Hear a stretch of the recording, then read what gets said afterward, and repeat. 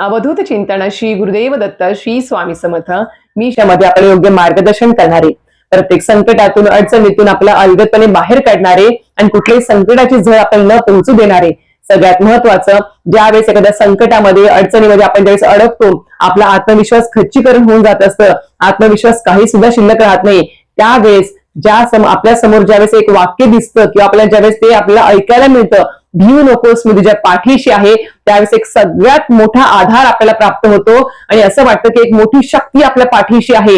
त्यामुळे ती आपल्याला म्हणते की तू हरू नकोस, तू जिद्दीने उभा राहा, तू तुझे प्रयत्न करत चल, मी तुझ्या पाठीशी आहे, मी तुला डगमगू देणार नाही, मी तुला हारू देणार नाही, असं आपल्याला धीर देणारे आपले श्री स्वामी समर्थ महाराज ब्रह्मांड नायक यांचा पुण्यतिथीचा काळ आता लवकरच येणार आहे.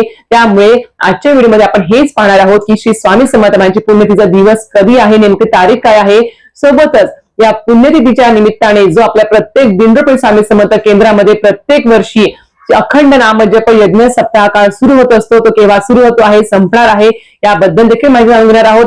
आणि अजून एक महत्वाची गोष्ट, या अखंड नामजप यज्ञ सप्ताह काळामध्ये ज्या 7 दिवसे श्री गुरुजय ग्रंथाचं पवित्र ग्रंथाचं वाचन केलं जात असतं, तो जो ग्रंथ तुम्हाला हवा असेल, ज्या भक्तांकडे नसेल, ज्यांना पहिल्यांदाच पारायण करायचं आहे किंवा तुमचा ग्रंथ खराब झाला आहे, तुम्हाला नवीन ग्रंथ हवा असेल, तर नक्कीच तो ग्रंथ तुम्हाला कुठे मिळू शकेल आणि घरपोच तो तुम्हाला मिळू शकेल, याबद्दल संपूर्ण माहिती तुम्हाला आजच्या व्हिडिओ देणार आहे. नक्कीच व्हिडिओ पूर्ण बघा, स्किप न करता बघा, जेणेकरून तुम्हाला संपूर्ण माहिती व्यवस्थित कळेल. तर मंडळींनो, तुम्हाला सांगितल्याप्रमाणे श्री स्वामी समर्थ महाराजांची पुण्यतिथी हा जो दिवस आहे तो साधा सुद्धा दिवस नाही आहे. आपणास माहिती आहे की श्री स्वामी समर्थ महाराजांनी भरपूर वर्ष अक्कलकोट मध्ये वास्तव्य केलं आणि त्याच ठिकाणी चैत्र कृष्ण त्रयोदशी या दिवशी त्यांनी अक्कलकोट येथे देह त्यागून समाधी घेतली होती. खूप जण आज लाखो करोडच्या संख्येने अक्कलकोट येथे जाऊन त्यांचं दर्शन घेतात, समाधी स्थळाचं वटवृक्षाचं जे स्थान आहे तिथलं दर्शन घेतात. खूप लोकांच्या मनोकामना पूर्ण होतात, खूप लोकांना अजूनही वाट बघत आहेत मनोकामना पूर्ण होण्यासाठी. नक्कीच सेवा वाढवा, सेवेने सगळं काही शक्य आहे. तर आपणास माहिती आहे की अक्कलकोट येथे त्यांनी भरपूर वर्ष वास्तव्य केलं. सोबतच श्री दत्तात्रय महाराजांचे हे अवतार मानले जातात, चौथे अवतार मानले जातात आपले श्री स्वामी समर्थ महाराज. त्यामुळेच या ब्रह्मांड नायकांची पुण्यतिथी जी आहे ती काही साधी सुधी नसणार आहे. प्रत्येक भक्तांसाठी हा जो दिवस आहे तो अतिशय भक्ती, श्रद्धा आणि सगळ्यात महत्वाचं श्री स्वामी समर्थ महाराजांचा कृपा आशीर्वाद प्राप्त करून घेण्याचा हा दिवस आहे. त्यामुळे या दिवशी किंवा या निमित्ताने जो अखंड नाम जप यज्ञ सप्ताह सुरुवात होते आहे, त्याबद्दलच आपल्याला सांगू इच्छिते की आता येत्या म्हणजेच एप्रिल महिन्यामध्ये जेमतेम 18 दिवस किंवा 19 दिवस बाकी आहेत श्री स्वामी समर्थ महाराजांच्या अखंड नाम जप यज्ञ सप्ताह सुरू होण्यासाठी. आता नेमकी पुण्यतिथी कधी आहे तर चैत्र कृष्ण त्रयोदशी म्हणजेच या दिवशी प्रदोष आहे, शिवरात्री आहे आणि सोबतच श्री स्वामी समर्थ महाराजांची पुण्यतिथी आहे. म्हणजेच 15 एप्रिल 2026 बुधवार या दिवशी श्री स्वामी समर्थ महाराजांची पुण्यतिथी सर्व ठिकाणी ही साजरी होणार आहे. आता या निमित्ताने जो अखंड नाम जप यज्ञ सप्ताह काळ सुरू होणार आहे तो कधी सुरू होणार आहे तर 9 एप्रिल पासून म्हणजेच गुरुवार आहे त्या दिवशी 9 एप्रिल 2026 या दिवशी सुरू होणार आहे आणि 15 एप्रिलला म्हणजेच बरोबर 7व्या दिवशी आपला हा सप्ताह काळ संपणार आहे. आता मी आतापासूनच तयारी लागा, कारण की अजून भरपूर दिवस आपल्याकडे आहे. आज आपली बघायला गेली तर तारीख ही 22 मार्च तारीख आहे. त्यामुळेच आजपासूनच तुम्ही तयारी लागा की आपल्याला सप्ताह काळ, आता ज्यांना कोणाला इच्छा आहे की या पुण्यतिथी सप्ताह काळात सहभाग घ्यायचा आहे, त्यामुळे त्यांनी नक्कीच सगळं काही नियोजन करा किंवा ज्या काही तुम्हाला संकल्पित सेवा सुरू करायची असेल आजपासूनच किंवा इतर सेवा सुरू करायची असतील पुण्यतिथी निमित्त, त्या पण तुम्ही सुरू करू शकता. फक्त मासिक धर्म, सुतक, विटाळ सर्व काही सांभाळून सर्व काही गोष्टी तुम्ही सेवेला सुरुवात करू शकता. आता अखंड नाम जप यज्ञ सप्ताह काळ म्हणजे काय आपल्याला सगळ्यांना माहिती आहे. म्हणजे नवीन सेवेकडे आता सांगू इच्छिते त्या 7 दिवसांमध्ये आपल्याला श्री गुरुचरित्र ग्रंथाचं पारायण करायचं असतं. आता मी एक सांगेल की ज्यांना कोणाला श्री गुरुचरित्र ग्रंथाचं पारायण करायचं आहे, आता भरपूर शाळांना सुट्ट्या सुद्धा लागतील त्या दरम्यान, म्हणजे सप्ताह काळ सुरू होण्याच्या अगोदर सुट्ट्या लागलेल्या असतील, काहींच्या शाळांना सुट्ट्या लागायच्या असतील.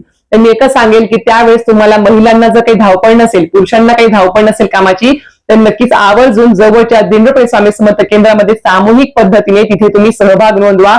सामूहिक पद्धतीने केलेली सेवा पारायण ही लाख पटीने तुम्हाला पुण्य देऊन जात असतं.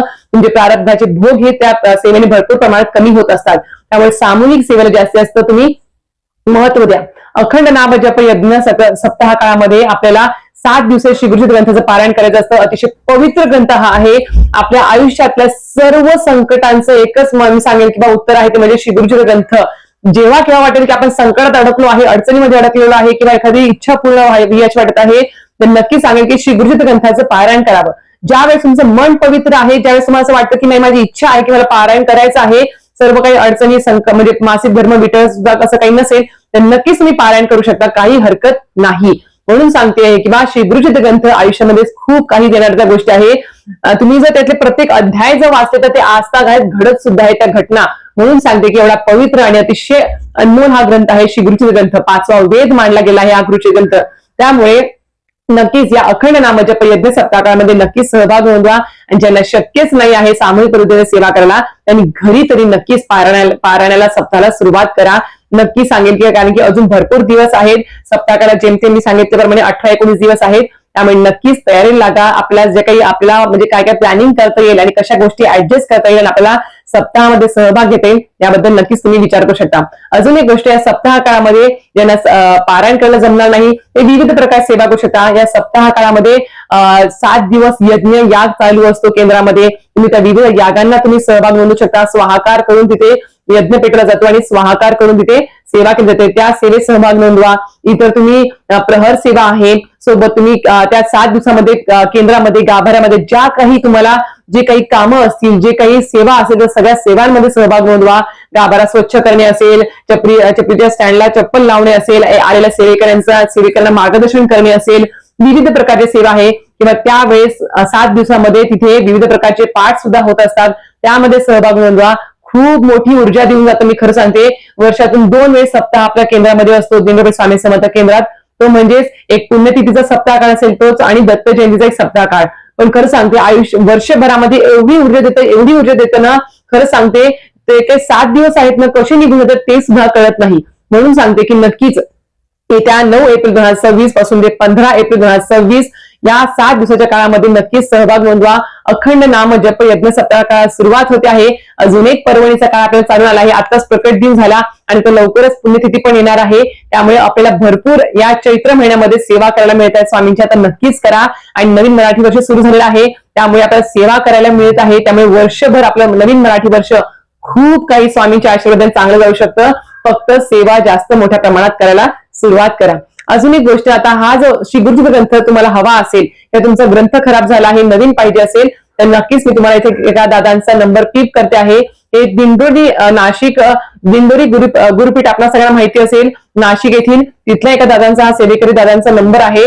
तिथून तुम्हाला या गुरुचरित्र ग्रंथ घरपोच पोहोचवला जाईल. अगोदर ते काका तुम्हाला तुम्ही कुठे राहता हे आधी विचारतील. जर तुम्ही जिथे राहता त्या जवळपास जर तुमच्या जवळपास दिंडोरी स्वामी समर्थ केंद्र असेल ते तुम्हाला सांगतील, तुम्ही तिथे जाऊन तो ग्रंथ घेऊ शकता. जर नसेलच तुमच्या जवळपास केंद्र वगैरे तर ते दादा तुम्हाला घरपोच तुम्हाला डिलिव्हरी करू शकतात. पण नक्कीच मी सांगते, अजून एक सांगेल की त्याचे जे काही चार्जेस असतात डिलिव्हरीचे ते नक्कीच थोडेफार लागतील. त्यासाठी ते पण तुम्ही समजून घ्या आणि त्या हिशोबाने तुम्ही ते घेऊ शकता. किंवा जवळपास केंद्र असेल तुमच्या जवळपास दिंडोरी स्वामी समर्थ केंद्र, तुम्ही आजच जाऊन तिथून ते घेऊ शकता. चालेल, काही हरकत नाही. पण प्रत्येकाच्या घरामध्ये श्री गुरुचरित्र ग्रंथ असायलाच पाहिजे. आणि सोबतच श्री विष्णू सहस्रनाम स्तोत्राची पोथी सुद्धा जवळ ठेवा. पारायण सप्ताहामध्ये त्याची सुद्धा तुम्हाला गरज पडणार आहे. अशा प्रकारे तुम्हाला संपूर्ण माहिती दिलेली आहे.